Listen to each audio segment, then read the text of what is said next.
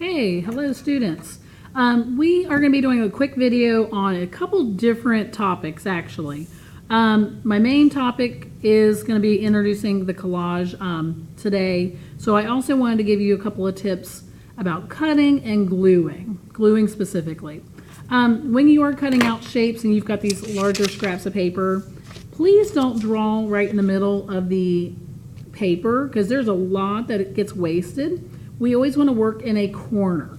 So if I were to need a shape here, I could go ahead and draw it, always starting in pencil. I could sketch it out, even cut like a box around it. I'm doing a circle. So I'm going to cut a box around it, and I've got all the rest of this paper that can go back into the scrap pile. Then I can go ahead and cut out my shape. And then I'll be ready for glue. Gluing is also what I wanted to show today about how much to use. This is a decent sized piece of paper, not too tiny, not too big.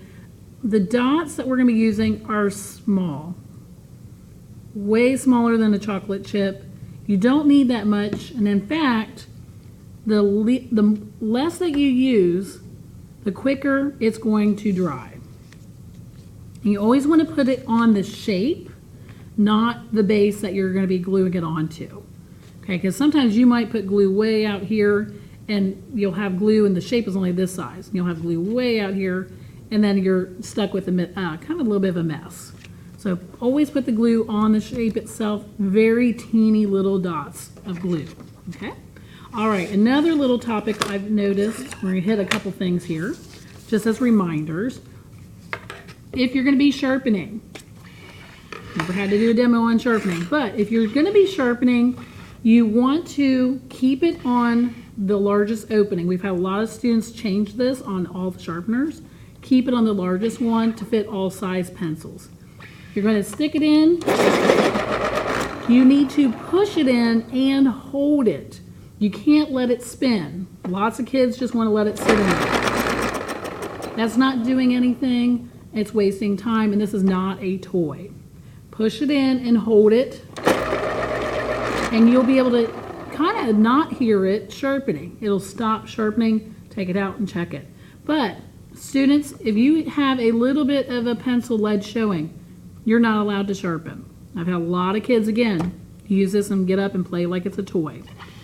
All right, next, we did talk about this in class, but just as a reminder, please do not label like this is a tree, or color in objects either with pencil or with Sharpie. We don't need for you to label it. We'll know it's a tree. And you don't want to color this in because you want to wait for the opportunity to actually use real color. Crayons, color sticks, oil pastels.